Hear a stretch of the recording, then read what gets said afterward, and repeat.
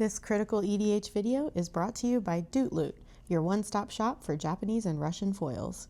If you spend $100 or more, you'll earn free entry into the largest online CEDH league this month. So don't miss out and upgrade your deck's bling today. What is up, everyone? I am here with Sylvie today. We're going to talk about all things Fishbowl, all things Dardu, and I am extremely excited to get to have this conversation with you, and thank you so much for being here. And if you want to introduce yourself, that would be super awesome. Yeah, I'm happy to be here with you, Jordan. My name is Sylvie. I'm a CDH player, brewer, and sometimes shitposter from Los Angeles, California. And yeah, happy to be here with you, talk about Fishbowl, Dardu, and all of it. Yeah. What does sometimes shitposter translate to? I like being sarcastic. Cool. Very sarcastic sometimes. Yeah. My only exposure, like obviously we talked a little bit at Fishbowl, and then my only other exposure was Brian Croach just being like, yeah, Sylvie's can get out of horny jail now. And I'm like, what does that even mean? So that was my major motivation for winning Fishbowl, honestly. There's a server we're in, and if you make a joke that's a little lewd, you get a horny jail tag. And the only way to lose the tag is to, well, it used to be top 16 a tournament, and then it became top 4 a tournament. And then Brian was like, you have to win this at Fishbowl to get out of horny jail. And so I had to win because indeed, there's only one. And now I'm out and I'm never going back. So, yeah. Who's to say? Who's to say? So yeah, that was the ultimate motivation. Yeah. For sure. What better motivation than that? So, were you someone who had spent a lot of time as like a tournament grinder prior to Fishbowl? Were you more in your local scene, or what was getting to Fishbowl like for you? Yes and no. So some people may know this. I actually have not played very many CDH tournaments. I played a lot of small ones locally, and the level of competition here is very high. You know, we have very strong players here. But Fishbowl was the largest CDH tournament I've ever been to, and the second largest was Surfside Showdown, which was like 80 people, and 2 years ago. Sure. So I'm definitely not like a CDH tournament grinder like that. However, I play fighting games in addition to playing Magic, like Street Fighter. In particular, I play a game called Under Night in Birth. It's Japanese. Sure. Don't worry about it too much. It's like an anime game. And I played that a long time. I've competed in fighting games for a really long time. So while I don't have a ton of CDH tournament experience, I have a lot of fighting game tournament experience. Sure. And that has actually been really applicable for me moving into CDH tournaments to help with anxiety, nerves, and mentality with tournament. Yeah. Kind of a natural segue, I guess. Like, what were some of those things that naturally translated really well? And did you find that the way you prepared for these fighting game tournaments was similar to the way you prepared for Fishbowl, or does the path diverge there? The games are so different that it diverges a little bit, but I think like I used to be very goal oriented in fighting games. So fighting games, if you're a Magic player, fighting game tournaments are organized into double elimination brackets, massive double elimination brackets, as opposed to a Swiss system like CDH tournaments. So basically, you're in a tournament with hundreds of people, and if you lose once, you go to the losers bracket. If you lose twice, you're out, and that's it. And and those, typically you have smaller brackets called pools that feed into a bigger bracket, which will be your top 96, which feeds into your top 24, which feeds into your top 8, which are then, the difference. For us, top 8 in fighting games is like top 16 or top 4 in CDH. Cool. Where was I going with this? So in fighting games, sorry, Jordan, you're gonna have to edit this section out where I lose my train of thought. No worries. You're asking me about preparation. Yeah. Okay. So yes. So the preparation is a little different because CDH is just such a different game. Fighting games are very low variance. I mean, there's a lot of double blind decision making. Like, you can think of it as rock, paper, scissors. I do option A, you do option B. Sure. But there's very little randomness. And CDH is the opposite. Yeah. It's like super high variance, right? Tons of random factors, more players. There's a political aspect. So I definitely like... My goals in fighting games used to be make it out of my pool, get a better record than I did before, make top 16, make top 8. And when I would fail at those goals, I would get very frustrated and think, what am I doing wrong? And it wasn't for a while that I realized there is still a lot of variance in fighting games. There's variance of who is in the pool with you. You might have to fight a character that's just a bad matchup for you. There's variance of what time your pool is at. If you're playing early in the morning, you might not be as on as if you're playing later in the afternoon and stuff like that. And I know these things are small, but like they do affect things, right? So, so I really shifted my mindset at some point to not measuring my progress and my skill level by my results, but by my process. And so what I really focused on doing was not approaching a tournament with saying, I need to do X, Y, Z, or I'm going to be disappointed. I'm going to have failed. I need to achieve this goal or I'm going to have failed. What I tried to do is say, I want to improve my play as much as possible. And because what would happen is I'd be in that match to get into top 8, and I'd be thinking, wow, I don't want to lose. I need to make top 8. Wow, I don't want to lose. I need to make top 8. But that's not what you're supposed to be thinking. You're supposed to be thinking, what are they doing? What do I need to do? You need to be thinking about the game, right? And so by focusing all of my energy onto my own process and the game itself and trying to tune out all the pressure and stress of the tournament, it allowed me to become a more effective tournament player, if that makes sense. Like all those goals and stuff are great to motivate you, but at the end of the day, they're noise, right? They're noise that distracts from the signal of what is happening in the game. Yeah, absolutely. And that was something I felt, it's actually really great to talk to you about this, because that was something that I felt really acutely at Fishbowl, was this sense of, it's my first big tournament ever. First big tournament as part of Critical. And I have to like prove I belong and prove that I'm a good player, and I need to win these games, and I need to make day 2, and then I have like win and ends and blah, blah, blah, blah, blah, down the hill we go. Yeah. And all of a sudden, it's a very bad time. Like the games feel bad, the choices feel bad, the deck feels bad, because all I can think is like, wow, I'm not winning. Why am I not winning? This is like, and then the political aspect comes into play, and I was an ineffective political player because I'm just sitting there thinking how bad I am at this game. Yeah, you can come off as desperate or like upset or right, and that's not what you want to do, right? Totally. And so I guess like what things did you need to do, or how did you shift your approach from being this more goal-oriented person towards this more process-oriented person? Was that a manual thought process you had to engage with, or were you able to just kind of switch over to that? I'm very practiced at it now, so it's a little easier for me, but it took a lot of work, you know? I think the most important thing is, I know we all love to win, but you need to not be afraid to lose. You need to not think, oh, losing is failure. You can't associate them together. It's basically, you need to not be results oriented in that way. That doesn't mean I'm not proud of the accomplishment or the achievement, but if you look at my tournament history, the last local I went to, it's a 16th out of 16th. And it was like a single elim bronze, so top 16 to top 4. So I lost the first game. But I don't look at events where I bubble or I didn't top and say, wow, I'm failing. I just say, okay, how could I have played better in each of those games? Not like, I don't look at the outcome of the tournament. I look at the process. How did I play? What hands did I keep? What did I think was going on? I really try to refine that. Even now, with the finals game, I have been thinking about it, and I think, wow, I think I should not have sacked my Vexing Bauble to cast Dargo on the turn I was winning. And I won the game, right? Like, it worked.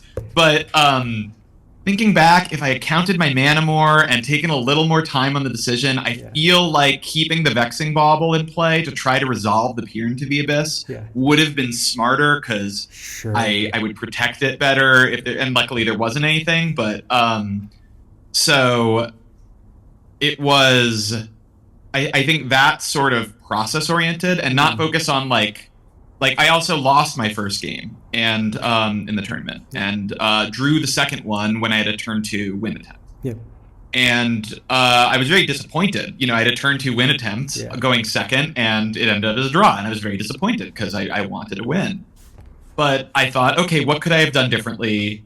Is there anything I could? And I don't think there was a lot. So I said, okay, then the process is working. Just move on. This CDH in particular is like the highest variance way to play Magic, in my opinion, right? Because you've got variants of your deck, which is 100-card singleton, variants of your opponent's decks, which are 100-card singleton, variants of your opponents, who are all unique human beings with their own psychological makeup that you must engage with.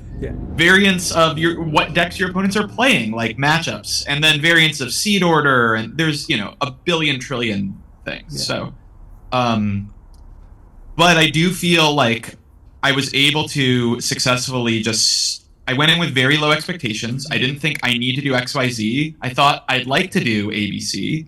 Once I started winning, I thought, wow, I'd really like the top 16. I really want that. But I didn't go into my games thinking, I have to do this or else. I just went in saying, I want to top 16. What does that mean? I need to win or draw. I'm in a position where I can draw. So that means I should look to be able to, and now I'm thinking strategy. I'm thinking about the game, right? I'm not thinking about the consequences or the outcome. I'm thinking about how to play. That makes a lot of sense. Yeah. When you think about the consequences or you get stressed, you create pressure on yourself, but you also tune out a lot of important stuff. To me, especially right now, CEDH is an information game. Like the game is so short that everything your opponent reveals, everything they say, you want to use and get info. They're going to reveal something about their hand. The way they play their lands and what they hold up might reveal, right? So, you want to be paying attention to all that. And so the less noise you have in your head, the more signal you can process. That makes a ton of sense. I don't know. Yeah. Yeah, absolutely. Me, that's how I think about it. Yeah. That makes a ton of sense. I think when I talk about stuff like this, there was a podcast I listened to years ago that is a brief aside. I used to be super down the self-help, personal development rabbit hole, all the things, listen to all the podcasts, all the books, et cetera, et cetera. And I was listening to one where there was some, high-performing Silicon Valley some who took the same bike ride to work every day. And it took him 43 minutes and change or whatever. But he white-knuckled the bike ride the whole time. He's thinking about, I got to beat my time. I got to do better. I got to work harder. And one day he woke up dreading everything, right? Dreading the bike ride, dreading his work day, dreading what was coming next. And he's like, what if I just I don't know, enjoyed my bike ride for once? And he crushed his best time ever by minutes, right? And he hadn't been able to shave anything off of it in forever. And so I think it really stuck with me that there's this, you can't beat yourself into doing better. There has to be this permission and enablement with how you're engaging with whatever you're trying to do that sets the stage for you to perform well. And if you're sitting there, like you said, tuning out or unable to tune out the noise, you're not going to be able to perform very well. You said something else really interesting that I want to touch on, which is especially right now, because of how short CDH games are, information is very important. Yeah. So when we live in this world of maybe, turn 3 is a privilege, what kind of things are you looking out for information-wise from your opponents or from, whatever situation? Yeah, I think yes. So the way I would characterize the meta right now is everyone is trying to win, which is great. I think we should all strive to win our CDH games, otherwise what are we doing here? Yep. So to me, the most important question I'm trying to assess on my turn, and because I play Team Dardu, I focus on my turn because I don't do very much on other people's turns. Yep. Is am I capable of winning from this position right now? Literally, am I capable of putting a win on the stack? Yep. The next part is how capable are my opponents of winning? Are any of them capable? And I don't mean are they going to, I mean, are they able to, if they chose to do so, put a win on the stack on their turn? Yeah. And then the third thing is how, should I try to win on our turn if we can, and then finally, and this is like my full thought process, so I'm going a little too in depth, but is who is winning if who wants the game to keep going, and who is benefiting if the game keeps going. Oh, that's so interesting. Yeah. So because like the game keeping going used to be a foregone conclusion. In mid-range hell, like the game's going to keep going. Everyone wants the game to keep going. Yeah. We all have these heuristic studies, but right now, like even Blue Farm is like, no, I want to push. I want to push. So the information I'm looking for is information that answers those questions. And really it's the first one is how close to pushing is someone, or do you think they could be? That really informs all the others because it lets you make the right decisions. Yeah. Interaction is also important, like who has interaction.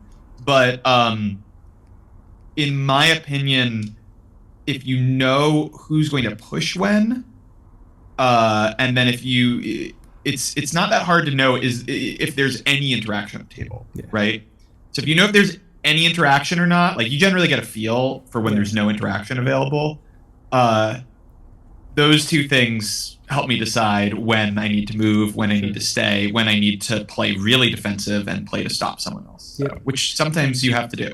You do. So. For sure. Yeah, and even on a deck like Tim Dargo, that just, for the most part, it's like, I'm going to play on my turn and you guys can deal with my life choices. Yeah. You also, so I look. Oh, sorry. No, you're good. Go ahead. I was just gonna say the information I look for is all things to answer these sorts of questions. So I'm gonna try to give you an example from the tournament, I guess. In my round 7 game, the Anala, who was in seat 4, played Land, Diamond, Vexing Bauble, pass, and to me, like that is a red flag. Like. I just knew they were going to try to win on their next turn. Like this is their protection piece. They're holding up mana to crack it. But and when there was a moment where I revealed I had a Wish Claw in hand, and they were like, "Give it to me, and I'll get a counter spell." That's me. That's them saying, "I have a win in hand, and I want to protect it." You know, like so. It's stuff like that. You want to be able to get... I mean, using your words to get information is great. And in another game, I said, you need to show me your hand or I'm going to sack my Hope of Girapur because I'm worried you're going to win and I don't have anything else to deal with you. Yeah. And so you can do political moves, but your opponents reveal information by what land they fetch for, what mana they hold up. Do they shock a land in on turn 1? And not tutor for anything end of turn. That is either they're bluffing they have something, but more commonly in CDH they are representing something. Like they do have something. So, especially if it's like a pod with like a RAL or where you want that turn 1 interaction available. So I think being able to focus on the game enough and what everyone's doing to catch all this information has been a big benefit for me. It allowed me to make the correct plays in tough situations. Is there any like connection to your fighting game experience there? Like, is there a similar amount of information gathering, or is it really like that feels as if there is less of that ability in that medium? There is and there isn't, actually. I mean, fighting games is more about gathering information on people's habits. So like when you're in XYZ, if you're in this situation, you're in the corner, I'm pressuring you, what do you do? And then next time I can do something different. Because we don't rematch against players in CDH very much, it's less likely to use that sort of information gathering, but there's still that gathering process, if that makes sense. There's still the observation aspect of it. I think they're very different games. Honestly, I think fighting games, the better player wins way more of the time than in CDH, which is okay. I mean, like, this is not a critique of the format. It's just natural and high variance, and card games in general. But that's yet another reason, like, you should not over focus on tournament results, because you losing to a group or a pod does not mean you're not the best player in that pod. Stuff happens, For sure. Like, people make bad... someone can cause someone else to win the game without any input from you. Yeah. But I do like feeling like I have agency, which is why I didn't play a deck like Gwenum, which I think is a really cool and really strong deck. Yeah. But I feel like the agency of do I get to attack with Gwenom is like all on my opponent. So Sure. I don't. Yeah. So anyway. No, that is very funny, and it's something that I like want to kind of pick on a little bit. Like, I came from, so I'm very new to CDH. I started playing in June, and my first deck was Kefka. My second deck was Wrong Side, which is just like, here's every counterspell ever printed. You don't get to play. Yeah. And then I switched to Timid Argo, and it's like there is agency, and there's, I think, a lot more agency than people expect a Mardu deck to have. 100%, yeah. But it doesn't have the absence of blue automatically removes some degree of your agency, right? Is that something that you were at all concerned about or are at all concerned about? Because I know you played Dahada before, right? Mardu seems to be something that attracts you. But what was the process of like landing on Mardu like for you? Why is that a color wedge that works for you? So I definitely feel Mardu is actually a very high agency color pairing. And I think there's actually two aspects to it. There's the white side, which is you have silences, you have removal, you have interaction. Red gives you a little bit of interaction, but I'm not on a lot of red interaction right now. Obviously black gives you board interaction, but like no one's playing terror right now, you know, so no one's playing Deadly Rollick either. So, and that's, but what Mardu does have, and I'll talk about why I got attracted to Mardu, but I want to talk about agency in Mardu first. Yeah, please. I think it's really cool. The greatest agency you have in Mardu, but in most proactive decks, is the ability to push for a win. Because it is this is going to sound really obvious, but pushing for a win is the best way to advance your game plan, right? Yeah. Because your game plan should be winning the game, right? So it also gives you the most leverage on the game. Like, it's one of your few ways to get the most leverage on the game. Mardu can find itself in a position where it has board control, it has the most resources. You can have Smothering Tithe and Mayhem Devil and Timna and Delny and Trouble in Pairs, and you can have, more cards than Blue Farm, or at least keeping up, and that's great, but it's kind of hard to get into that situation. But, if you're in a game and it's not going well and you don't feel like you're going to win, you don't have Pact Negation, but you can push, right? And you can push and try to get a draw out of it. Like, the best way to get a draw in Mardu is to push and let someone stop you and say, okay, but this guy's going to win, so. So I actually think the color set has a lot of agency in that way. And it kind of feels bad, I think, to play for draws, but it's just part of the game, Sure. So.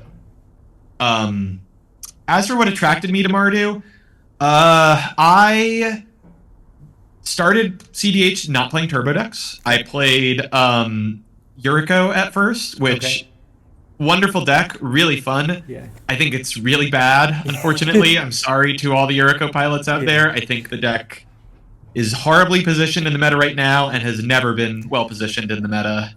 It's funny that it's like so many people's gateway drug to the format, because I'm like, you're entering with like the lowest rung on the totem pole by probably a lot.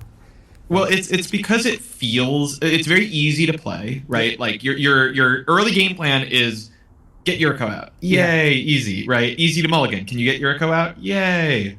And you feel impactful because you're stopping people, right? You're like, no, I stop you. Oh, sometimes you flip and do 10. Wow, that's so crazy. But to actually win in that deck is like I was winning every game that I would win with the deck with Thassa's Oracle and Demonic Consultation, and I was like, why am I playing this stupid ninja deck when I'm just winning with Oracle Consult? When I manage to win, and it's attractive because I think it's easy. There's something fun about doing damage and it being combat focused, and there's something fun about and feeling intelligent about being a control player. I think there's something that feels good about playing that threat assessment game of, do I let this through? Do I counter it? How do I use these resources best? But honestly, how do I use these resources best is and it's a really fun problem. It's a problem that you face in any CDH deck, and it's only more interesting to me in Sans Blue decks like Mardu, where you don't have stuff to fall back on like Rhystic Study, and you have to play around stuff. You have broken cards like Necro and Adnaz, and maybe Adnaz is a bit of a worse example, but Necro can give you a ton of cards, but which ones do you keep? You don't have Born Upon the Wind, right? You have to. Which ones are you going to let go to exile forever? How are you going to play with this? There's so. I like all those little mechanically difficult things. I think part of what attracts me to Mardu is I perceive it to be more difficult to play. Yeah. And I enjoy the challenge, if that makes sense. Oh, absolutely. Absolutely. But switching to Mardu also taught me how to win. Yeah. I was like, okay, I'm not going to sit around trying to counter people's spells. I'm not going to, I played Sisay for a while, and it was easy to fall back into mid-range and just print treasure until I could just take the game over. I am going to try to win. And it's really fun to win, it turns out. And when you get good at winning, it's really awesome. So I think that's really what attracted me to Mardu, was I was like, wow, there's this whole aspect of my game.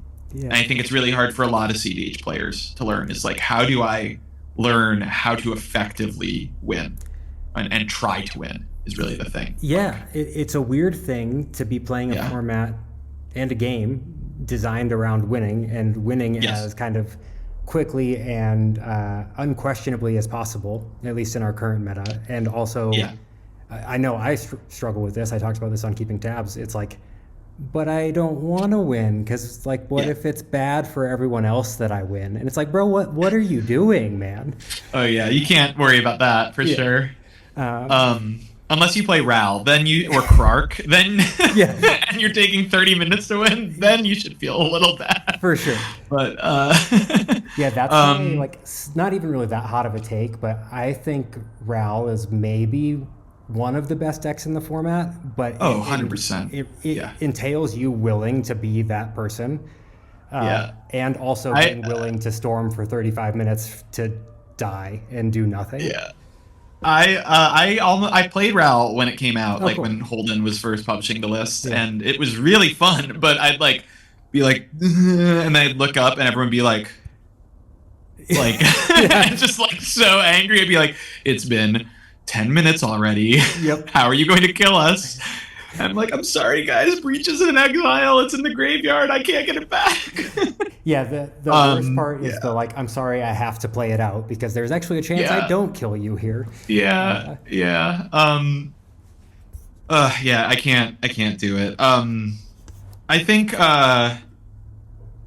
Mardu, one thing Kellen, Hebrew Hercules, has said about Mardu is it teaches you card efficiency, which I think is really true. You get less resources, so you need to use your resources effectively, and you need to build your deck such that in the soup of the cards that you draw, the resources you need are accessible to you, if that makes sense. And I think that was, sorry.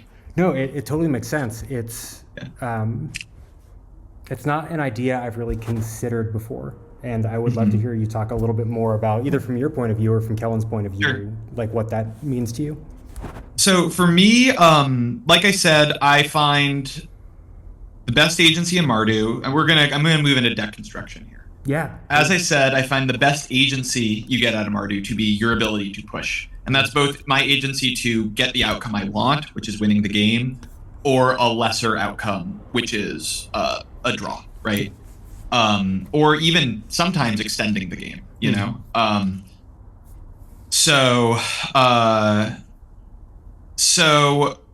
because that's the most powerful position I can be in, is I am able to push for a win. And without that position, I have very little agency outside of being like, I have one silence or one swords to plowshares, right? I am in this meta where in this meta, people are going to be pushing on turn 3 and they're going to keep pushing. Yep. If you're not pushing on turn 3, someone else is, right? And so in order to achieve a draw, you need to be able to, or a win, you need to be able to push, right? Because if you're like, I can't put together a win till turn 5, you're probably not going to get to turn 5 right now. Yeah. And if someone else is trying to win and no one else can say, I'm going to win on my turn and they can't stop me, you're not going to get a draw either, right? Someone else is going to push on their next, like that person will push again on their next turn if no one else can push. So I think it's very important to try to be, I'm not saying push turn 3, push turn 2, just jam it. I'm saying you want to put yourself in a position where you are able to push for a win as early as possible. Doesn't mean you need to do it as early as possible, but you need to be able to do it. Yeah. So the way I built the deck was to provide the resources I need to do that. The way I found the deck to perform, like to attempt to win best, at least early, was through Dargo combos. Either loops with Bombardment or Burgi, or more commonly Technomancer loops of some kind. I think Technomancer loops are the strongest thing in the deck because they generate mana for starting the combo, right? Technomancer is just crazy because it combos. It also combos with mass draw effects, right? It combos with so many cards in the deck because it just gives you mana, right? So and what is the blocker to doing that? Well, it's having access to the cards that I need, but it's getting Dargo into play, right? Like the major blocker of the deck is getting Dargo into play because you have to sacrifice a bunch of stuff before you can do that. Right. So how do I make my deck get Dargo into play more often? I need a lot of cheap stuff that I can play so I can get Dargo into play. What cheap stuff do I put in my deck? Well, I have Tymna in my deck, and I cast Tymna a decent amount still. You know, even if I'm only going to get 2 draws off Tymna, I'm still 3 mana for 2 cards ain't that bad. Yeah, you know? for sure. So I need creatures. So if you look at my list, I have like 9 or 10 1-drop creatures, and they're not all very good, right? But they sack to Dargo, and they attack for Tymna. Yep. And they sack to Culling the Weak and, whatever else. But I need to hit enough critical mass of those resources. And frankly, I think, some people might argue talismans are higher card quality, right? They're like not as bad as a Mardu Devotee, right? That card is gas, bro. That card is insane. Yeah. But they cost 2 more mana. They cost more mana. They're twice as expensive, right? And they refund you 1, but it's not always easy to use 1, especially if you don't have that many 1-drops in your deck to play, right? Yeah. So the deck, in order to make room for the material so I could consistently get, in order to consistently push on turn 3, I need to consistently be able to get Dargo out on turn 3. Yeah. In order to consistently get Dargo out on turn 3, I need to put more 1-drops in my deck.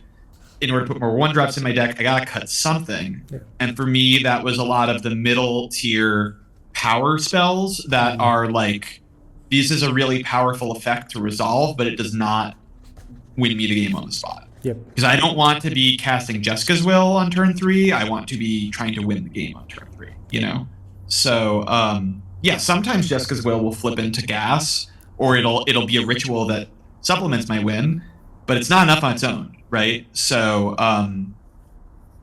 that's kind of why I built the deck the way I did for this meta. Yeah, it's so interesting. When I looked at your list after the tournament, I looked at it and I was like, wow, she made the opposite of every choice that I made. That seems interesting. There must have been a good reason for that. Because I went into it, and I think part of it is Denver's meta, right? Like, we're faster than we used to be, but we're still kings and queens of, here's my 3rd Rhystic study, please keep giving me cards. Yeah. And so I think I went into the tournament expecting to have more time than I did, and to have time for Delny, and have time for J-Will, and all of these kinds of cards. And that just wasn't the case. And I don't think it's going to be the case for probably quite a while. No. And so it was interesting I basically am on almost identical to your list at this point. I think I'm on Pyroblast over Touch still, and Plunge over Sticky Fingers, because we have the opposite problem. I can't find one anywhere. And I think they're like slightly interchangeable. But I think so. And so it is just this. It's also a deck that I think people struggle to mulligan. Because I'm not sure that everyone thinks about it the way that you do of, what do I need to get Dargo out? At least that's definitely not how I started the deck. I started the deck on, what do I need to do to get a Tymna plan going? And keep drawing cards, right? And that's okay. Like, there was a time earlier. It's important in those Rhystic games. I mean, it's very important in those Rhystic games. For sure. And we watched Kellen, like, obviously dismantle the half of humanity of CEDH at the beginning of this year, like being able to navigate those mid-range bases. But I think where you took the deck makes perfect sense for the meta that we're in. And I guess as an extension of that, I would love to talk about how you think about your mulligans and what you're looking for in hands. And one final point on that is, how far down into the mulligan hole are you willing to go before you start to get a little bit scared? Yeah, totally. I want to also point out with my list before we move on, while I've tuned it for a turbo meta, I've also found that the Tymna plan is still good. And like playing 9 1-drop creatures makes the Tymna plan better. So I'm playing less of the high-end Tymna plan stuff, but the low-end Tymna plan stuff is still there. So when the game falls into it, I'm not in trouble. I haven't cut the Tymna plan out of the deck. The deck can still work in those mid-range games, at least in my feeling. Now, if every game is a mid-range game, I probably want some more stuff. But, for sure. But let's talk mulligans. Because the deck is built to be able to consistently get Dargo out when I want to, I don't have to mulligan as low. And you'll notice in the finals, the hand I kept had it didn't have like a super quick win, but it just needed to get Dargo out, right? It had Sacrifice, Demonic Tutor, Diamond, Vexing Bauble, Pyre of Heroes, and then 2 lands. Okay. So it's a good hand, right? But it's not win in hand. I need something else to sacrifice to feed Dargo, right? Or at least I need time to get all this stuff out because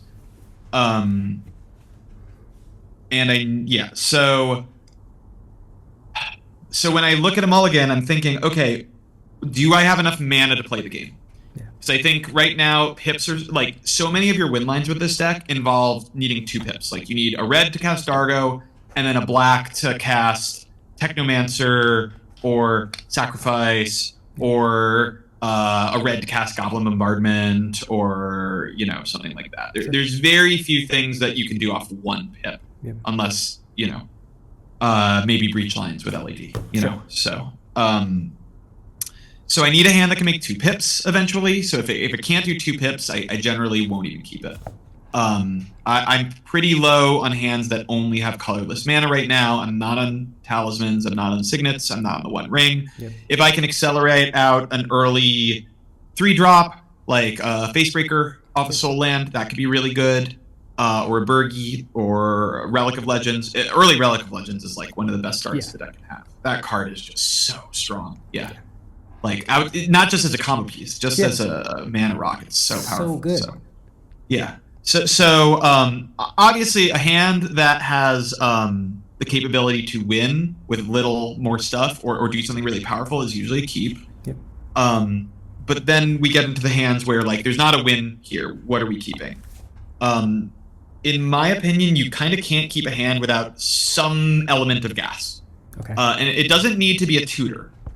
Like Sacrifice or Burnt Offering is powerful enough that like if you draw anything else powerful to do, you now have the mana for it, right? That is the mana. I think you can keep a hand with a lot of mana or a hand with gas and mana. Esper Sentinel makes almost any hand keepable because you're going to get more resources off of it, right? Turn 1, Voice of Victory. Turn 2, Tymna is one of my favorite openers in the deck. I almost always keep hands that can do it. But it also really depends on the pod. If it's a pod with Ral or a Tali, Vexing Bauble is a card I want to see. I want to see my targeted cards, and I want to see if it's Ral and a Tali. I'm anticipating A, I'm going to get wheeled by Ral. B, a Tali is going to push early. So I might need to keep a Silence in my hand or a Vexing Bauble, or I need to win even faster, right? If it's a Ral, I probably want something. I want to get the cards out of my hand, right? And ideally have some amount of interaction. I like Hope of Girapur in those pods a lot too because it can buy you just one more turn, or be a political tool to make a deal where they don't do XYZ and try to win or something like that. Like you can attack a Tali with a Hope of Girapur and say, "Hey, you can't clone a Tali." I won't crack this on you, but you can't clone Natali. Yeah. And that could be good, you know. So I feel like there's a roundabout way of putting it, but no, this I'm I think I think the deck can mulligan poorly sometimes. There's not a lot of lands. There's a lot of colorless lands. Yep. When you're starting out, you'll get these hands and you're like, what is this, man? This is terrible. But you start to get a feel for what's good and what's bad. Yep. You do need to mulligan somewhat aggressively, but then also realize where a hand is good enough to keep. With this deck, you're rarely going to have a hand that has win in hand. Yeah. For turn 2. Yep. Even in my top 4 game, I got a turn 2 win.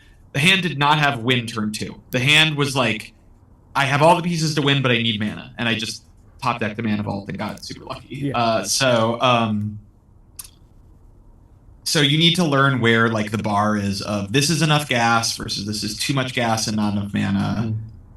If you're going to do a Tymna plan in this meta, you need interaction or gas ready to go. Yeah. And like the Tymna is just going to get you that 1 or 2 cards you need, like one more land or one more creature to sack Dargo or something like that, you know? So yep. I think value engines like Lotho and Tataru are really great, but if the hand doesn't have anything to do besides make treasures, it's probably not good enough right now. You just don't have time to sit. Like in a slower game, I think that's great. You eventually will draw stuff. Right now, you don't have time to sit around. You need to be ready to move. Like, again, my goal with a hand is, can this hand put itself into position to win on turn 3? With a little luck, right? Can this hand put itself into that position? If it looks like it can, then it's probably a keep. And if it can't, then early mulligans, I'm going to send it back. When I start getting, I mean, you have to be willing to go low in CDH. Sometimes you're going to mulligan to 3. You will in your life mulligan to 2. Yep. It will happen. You might even mulligan to 1. Yeah. I've done it. I've kept Mystic Remora. As my 1 card in hand. And you know, sometimes it'll happen. But when you start getting low, I think you start just looking for ways to get out of the situation, right? Which is either mana into a quick Tymna, an Esper Sentinel, and I actually think cards like Orcish Bowmasters or Vexing Bauble, like these interactive cards that have a major impact on the game, targeted stacks pieces like Opposition Agent, actually go up in value as you get low because they're going to slow the game down, and that's going to amortize the kind of resource disparity from the initial mulligans. So like turn 1 Bowmasters, turn 2 Tymna as a 4 or a 3, that's pretty good, you know, like you're going to be able to keep some of the creature decks out, you know, you can make deals to kill Ral or kill Atali's Dorks and draw some cards, right? So I do think, I'm not on Wheel of Fortune, I think having Wheel in your deck allows you to mulligan a lot lower. I'm not on it right now for meta reasons because, again, I was expecting a lot of Rals and Atalis, and I don't want to be the one wheeling Ral and Atali. I want them to wheel me. So, but against those decks, against Ral, I'm willing to mull way lower and keep a hand that's like just mana. And because I'm probably going to get wheeled, you know? So that's a really good way to think about it. And I think the assessing your matchups is something that takes... we're never done with that, right? That's a skill that gets honed over time, but I think that's one of the most difficult parts. And it's funny, Logan obviously posts like Blue Farm Mulligan puzzles on Twitter. That's something that he likes to rage bait the internet with. And I posted one yesterday for Tymna Dargo that to me was like a snap keep. It ended up winning on turn 2, or goldfishing at least. And the first reply I got was like, I think I keep it, I guess. I don't know what the fuck this does though. Because it is like 2 dorks and some treasure and I guess some ways to draw cards. But it's just enough. It's wild when I've played Blue Farm. Like obviously it's the kind of the deck of the format, but I'll sit there with my Rhystic Study or whatever and I'll draw 10 cards. I'm like, these are all very good cards, but that's kind of what they are. Like they are just good cards that don't necessarily fit the purpose of where I'm at in the game. I find my experience with this deck is that if you can draw, 2 to 4 cards, there's almost always something. And you just have to be able to recognize that it's there and be willing to capitalize on the fact that it's there, which is not something I'm great at, but is I think one of the coolest parts of the deck.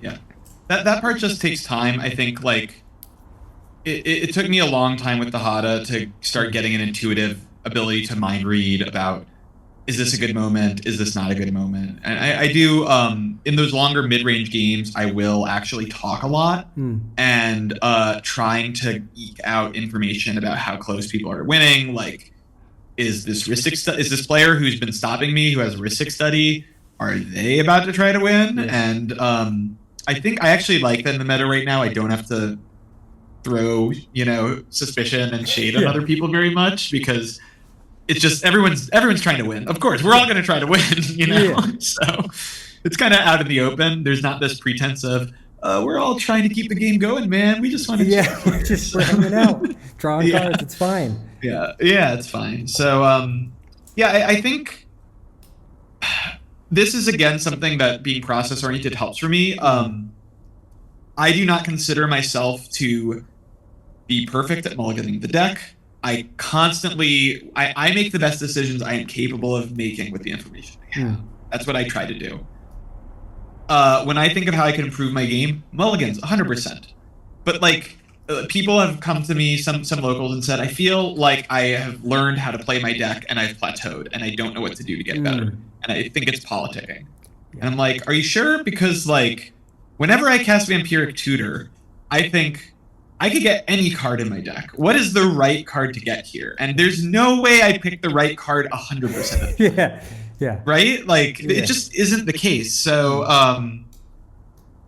it's best not to think, like, am I making the right mulligans? And, like, was individual mulligans a good decision? Again, this is the process for me, is, like, focusing on refinement and improvement as opposed to a binary right or wrong. Yeah. I do think it is very hard to see the hands in this deck and see, oh yes, this is a turn 2 win. And still, when people post stuff in the Dardu Discord, I'm like, yeah, that does win, So that's one of the best parts about the deck, I think. Yeah. And it's, I know that this was something that you talked about with Zach, that like it's probably not the first deck you would recommend to someone in Mardu. No. And probably not the first deck I would recommend to someone, period, like let alone in the colors. But it is a deck that once the wheels start turning and things start happening, it's insane. It's so fun. Yeah. And it's just cool. Yeah. And it delivers. It's so powerful. It's so explosive. Every game is very different, and it's dynamic in that way. And I love it. I definitely fell in love with the deck very quickly. Yeah. I want to be respectful of your time. I have 2 more questions for sure off the top of my head, and then if it goes anywhere else, that's okay too. Where do you think, like obviously just took down Fishbowl, Juan was there with you as well in top 4, and there were a number of other Dardus that did fairly well. That all considered, like where do you put the deck in the meta right now? Is it in kind of the S tier? Is it in the upper third? Is it lower than that? Like, I think it's really strong. I mean, I think the deck is up there. I mean, how can it not be? The results are so good. Like we've had it was winning events at the start of the year in a very different meta. Yep. It's winning events now in this turbo meta. Yep. I think the deck is very well positioned. I think it had to adapt, and I think I was happy to help make some of those adaptations for the current meta. I know there's, I would say I think the deck is S tier right now. Yeah. I don't think it's the best deck in the format, but I think it's a great choice right now. Yeah. I mean, it's proactive. It has a fallback plan. Like that's the biggest issue with decks like Gwenum, Atali, and Ral to me, which are undoubtedly faster and more consistent than Dardu. Yep.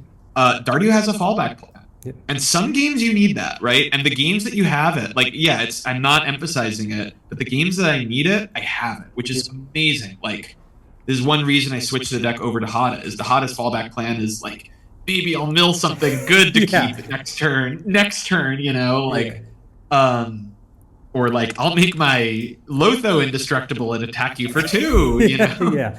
Like you can in a stacked out game, you just play Dargo and start swinging. You know, like it's awesome. The deck is so flexible that I really feel it's well positioned due to the backup plan, the interaction, because I think silences are the best type of interaction right now. I know Blue Farm players are talking about Strict Serenade and Blue Elemental Blast.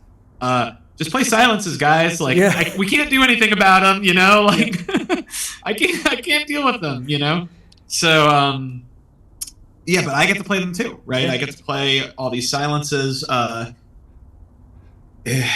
think there's not a direction the meta could shift besides significantly stacksy, which I don't think is going to happen. And I'm talking like hard stacksy, like Sharn in every game and stuff like that. Collector Roof in every game. There's not a shift in the meta that's going to make this deck feel bad. It's going to be able to adapt. So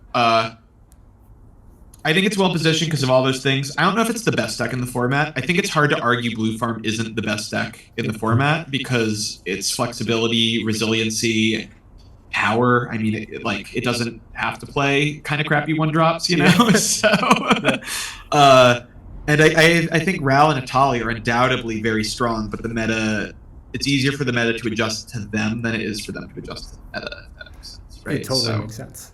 But I think Dardu is in a position where it's flexible. Like it's flexible. The card choices are flexible. Like Academy Rector can be so many things. Yawgmoth can be so many things. Pyre of Heroes can be so many things, right? So Deadpool can be so many things. So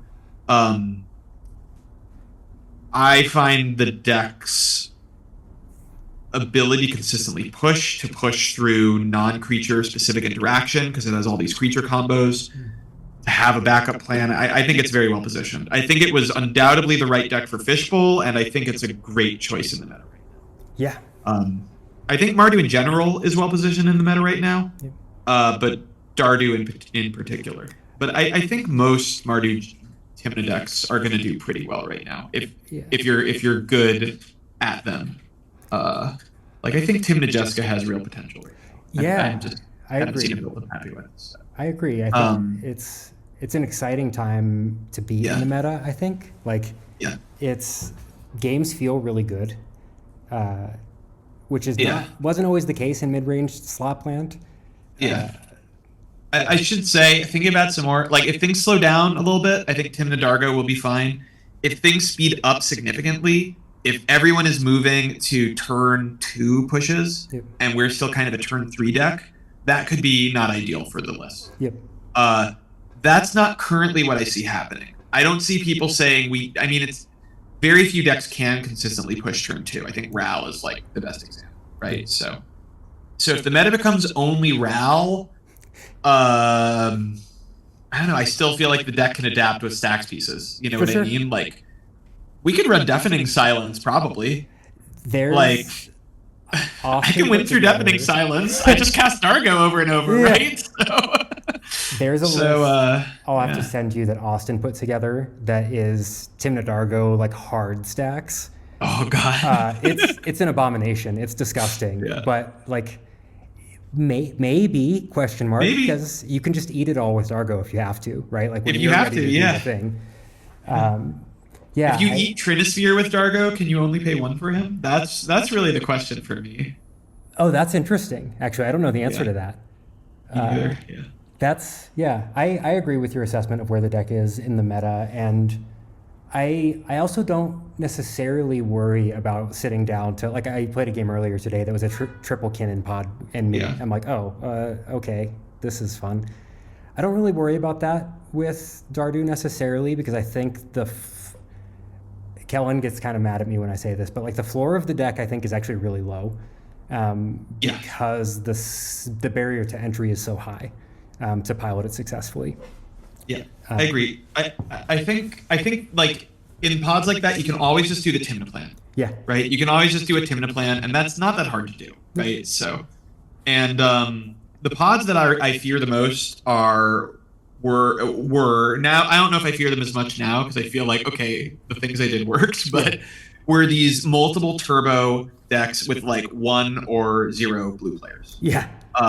Where I was like I play against Boros Wayne all the time, and that deck just goes, you know, and like what do I do against that deck? You know, I guess I gotta silence him, you know. So so like pods like that and a Zuladoc and a of another a Prosh. That was a pod I played a bunch of a couple weeks ago, and I was like, I feel like I'm the slowest deck here. This is not great, you know. But that's, you know, why I've tried to adjust to have tools against those other turbo decks. That's why I cut Pyroblast, because I was expecting to not be against a lot of blue decks. Yeah. And Ral is not a blue deck. I'm very sorry. Sure. It's just not a blue deck. Yeah. Yeah, I think the deck is very flexible and you can build a lot of different ways. It's also why I tell people, like, I think my list is good for the meta now, and there's some important tech that people should take from it, but you should not just play it bespoke. Using it as a starting point right now is great, and then build up. Yeah, and that's one of my favorite things about the Discord. Like, it is, I think, both the most supportive and most active place that I engage with a deck. And there's so many different people doing, you know, at least variations or are 5 cards off, 10 cards off that ends up making a really big difference. And I think that's really cool to be a part of. My last question for you, at least, is like, I think if I'm understanding the way top deck points work, like you're locked in now, should you choose to participate in both invitationals, right? I have qualified for both mid-season and the invitational via winning a diamond, as far as I am aware. Yep. That's how I thought it worked, which is one, fucking awesome. Congratulations. Thank you. 2, like, are those events that are on your radar? And fuck yeah. Definitely. I mean, like, look, CDH is very high variance. I've known I am a strong player for a while, and it's great to have a result to point to. To be like, look, I am a strong player. I won this tournament, you know? But I also, because CDH is high variance, know that it is possible I will never win another large tournament again. It's possible. Like, I'm not saying I won't. I'm not saying I'm not capable of it. I believe I am. But who knows what will happen? You know, so, but that said, like, given that I'm qualified now, of course I'm gonna go, right? Like, why not? Like, knows if I'll get another chance, right? That's fucking awesome. And I can play whatever I want at them is the other thing. Like, because I'm auto qualified, I can play whatever stupid deck I want. Finally, I can play my Balin the Haymaker Stacks deck featuring the Cabbage Merchant. Balin was like the first deck that I ever built, like, actually, and that was back when I played casual, but I adore that deck. I really want it to do good things in this format, and like in a couple people's hands it actually kind of does. Dude, before the bans, I think it was a secret top tier deck in the format. It was like when Dockside existed and it got to be the deck that turned off Dockside and then abused it. It was so good. And after the bans, I've never found a list I like, but I really want to. And Cabbage Merchant is so broken. The card's insane, bro. Yeah, we're gonna see that card everywhere. Oh, for sure. I think and I actually think green kind of needed some help right now, especially in the meta that we're moving into.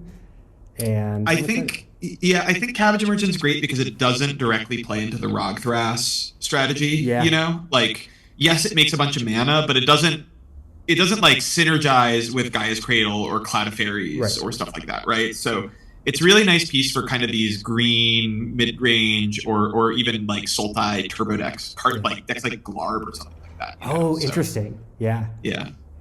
Where it's just going to be a big, like, it's a Smothering Tithe for Glarb, right? A deck that would love to run Smothering Tithe in can. So that's insane. Yeah, I agree. Or Atraxa, like, dude, I want to see this Turbo Atraxa list that Austin was talking about. It's really sick. I've brewed a bunch of Dream Halls based Atraxa decks that were horrible, but I'm really curious. You know? I mean, that's what Austin kind of does, right? Is like everyone else was doing a Minstrel Lands deck, and he's like, what if it was a Turbo Nas deck, actually, that you can get Nas back with Mystic Sanctuary because it's never tapped. Yeah, and uncounterable with Boseiju, who shelters all. Yeah, right? Like there's good pretty awesome. Yeah. Yeah. And so that was going to be my last question was like, are you planning on continuing to play this deck at both invitationals? Are you moving on to quote unquote greener pastures? Or have you decided yet? My guess is I'm going to end up playing this deck. I think while I love brewing, I understand that most brews I make are not going to break the format wide open. You know, I think it takes the printing of a powerful new commander like Ral to really do that, you know, to create a whole new deck. So, and I love Timna Dargo. It's obviously it's a deck I've had a lot of success with, but it's also one of my favorite decks to play. Dargo in general is probably my favorite commander I've ever played. He's just so cool, so interesting, like so broken. I raved it. I mean, he's mana, he's a beater, he's like cards, he's a combo piece. He just does everything, you know. So, I'm definitely not done with Dargo, as I'd put it. And if I'm gonna play Dargo, I'm probably playing Mardu Dargo because I like Mardu a lot better than Jund. And, the only other deck I'm considering is I've been brewing mono red Dargo, but I don't think it's good. Oh, interesting. It's really fun, yeah. So. Yeah, Dargo plus black to me is what feels the most broken. And then Jason's Jund Dargo list is bananas. It is ludicrously fast. It's very cool. It's really cool. I mean, Jund Dargo is super cool. Yeah. Yeah, I'll probably like dip into a bunch of flavors of Dargo, but my guess is I'm gonna play this deck at the Invitational because it's been good to me, and like I said, I feel like it's flexible. Yeah. Even if I'm not brewing something new, I love tweaking my list for the meta, and I think that there's still gonna be room to do that. So absolutely. The one promise I will make is I don't think you will ever see me on Blue Farm because I am a special snowflake and I refuse. It's so funny, like the interaction in our Discord or the Dargo Discord when I was like potentially talking about Blue Farm and just the shame bell that I received immediately afterwards. But I'm the same way. It's like I don't want to win with the good deck. And obviously this is a good deck, but I am very obstinate about the whole Blue Farm thing for some reason. I don't know what it is. Yeah, I don't know. I mean, look, Blue Farm's a great deck, and I have no ill will against anyone who plays it. It's just, I don't know. Yeah. Is there anything that we didn't talk about today that you wanted to, or any kind of like last lingering thoughts that you've got front of mind? No, man, I think we got through a lot of it. It was a really fun conversation. Super happy you've been enjoying Dardu, and, you know, can't wait to see the results you put up with it, you know, on your journey. Here's hoping, but it's taken like people like yourself and just like, I don't know, it takes a village no matter what deck you're playing, what format you're playing. No one does it alone. And yes, you are the player in the game taking the game actions, but it's so much bigger than that. And I think our community is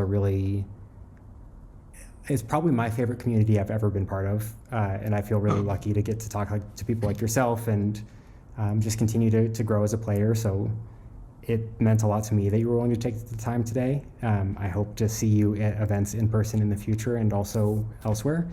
Is there any like place that you would like people to be able to find you on the internet? Is that important to you, or are you okay just like come talk to me in Discord? I'm not trying to do this social media followers thing right now.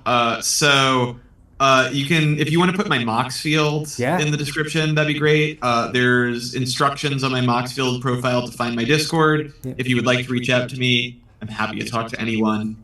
I don't have any like socials I want to broadcast out or anything like that. Cool. Let me just before we go shout out the LA CDH scene, both the northern one and the southern Finch and Sparrow one, for all the support they gave me over that weekend and in the last few months. They were always people. And the San Diego crew too, just all of SoCal. SoCal CDH are such great people. It's amazing to be in metas and in communities where locally things are so unbelievably good. And I think like California sounds like that. Denver has been my experience that's that. And yeah, shout outs to you, to the communities we're part of. And thanks for taking the time. Thanks, Jordan.